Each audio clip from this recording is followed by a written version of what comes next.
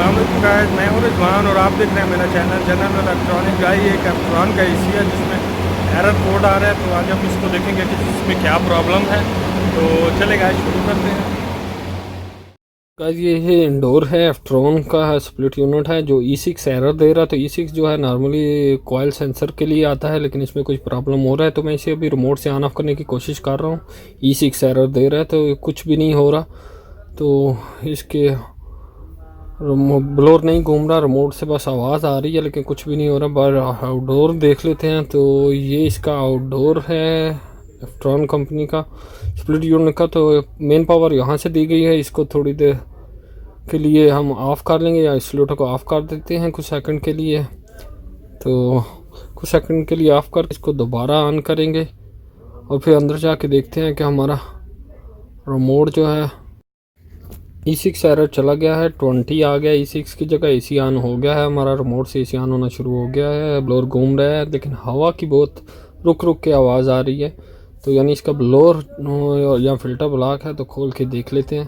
पहले हम outdoor check कर लेंगे। तो आउटडोर हमारा स्टार्ट हो चुका है, जैसे आप देख सकते हैं फ़ैन घूम रहा है और छोटा वाला पाइप भी ठंडा हो गया है। तो हम इंडोर का खोल के फ़िल्टर और ब्लोअर को क्लीन कर लेंगे। तो इंडोर की हवा भी चल रही है लेकिन रुक रुक के आ रहा है। ब्लोअर चल रहा है लेकिन हवा रुक रुक के आ रही है। और ये फ़िल्टर भी थोड़े ब्लॉक हैं लेकिन ब्लोअर ज़्यादा ब्लॉक का है, जिसकी वजह से हवा रुक रुक के आ रही है। तो ये स्क्रू है एक लगा हुआ, यहाँ से ऊपर उठाएंगे तो एक स्क्रू लगा हुआ है और ये ऊपर स्क्रू खोल के हमने कवर उतार लिया है।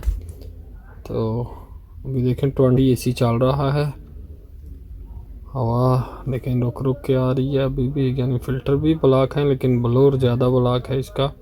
तो कवर हमने उतार लिया है। ये देखें फ़िल्टर भी ब्लॉक है। किचन के लिए लगा हुआ है इसलिए ऑयल फ़िल्टरों पे आया हुआ है।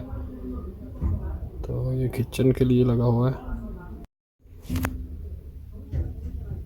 तो बाहर गेज पे गैस देख लेते हैं। इसकी गेज मैंने लगा दी थी। तो देखें वो बड़े वाले पाइप पे आइस आ चुकी है, सेक्शन पाइप पे जो है आइस आई हुई है। तो और ये ब्लोअर जो गंदा है इसकी वजह से सेक्शन पाइप पे जो है आइस आई हुई है। तो हम इसका ब्लोअर खोल लेंगे। तो ब्लोअर खोलने के लिए ये लेफ़्ट साइड में ऊपर एक स्क्रू ये लगा हुआ है और एक ये ऊपर स्क्रू, ये दो स्क्रू खोलेंगे तो ये ऊपर जो कॉइल है वेपोरेटर है ऊपर उठ जाएगा। तो ब्लोअर के अंदर स्टार स्क्रू लगा हुआ है, इसको भी खोल लेंगे ब्लोअर को बाहर निकालने के लिए। तो स्क्रू हमने खोल दी हैं। तो वेपोरेटर को ऐसे ऊपर करके ब्लोअर को आराम से खींच के निकाला जा सकता है। ब्लोअर का भी हमने स्क्रू निकाल दिया था। तो हम ब्लोअर निकाल लेंगे गाइस। तो ब्लोअर निकाल के साफ़ कर लेंगे। तो में जो है सेक्शन पाइप पे आइस भी आ रही थी और गेज में गैस भी जो है 40 बता रहा है। तो ब्लोअर साफ़ करके देखेंगे।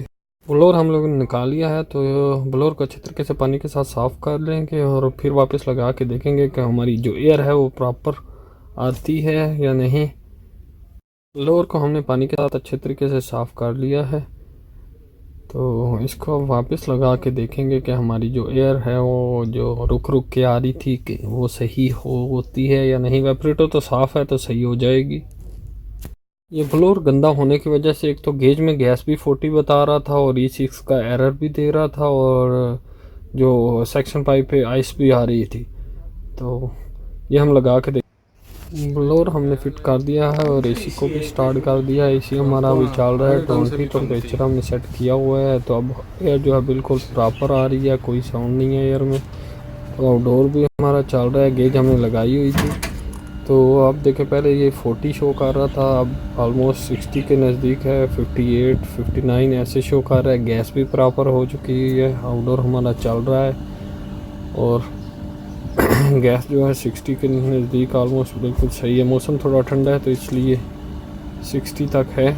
तो जब गर्म होगा तो 65 तक ऑटोमेटिकली चली जाएगी। आप देख सकते हैं सेक्शन वाला जो आइस है और सेक्शन पाइप की वो भी चली गई है। तो इसमें यही प्रॉब्लम थी, इसलिए ये E6 का एरर दे रहा था।